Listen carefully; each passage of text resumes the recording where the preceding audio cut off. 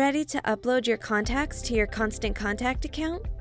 If you have your contacts in a spreadsheet, you can import them all at once, and in this short video, we'll show you how.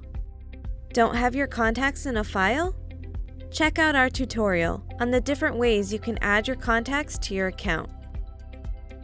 Before you add your contacts, make sure that you have permission to email them.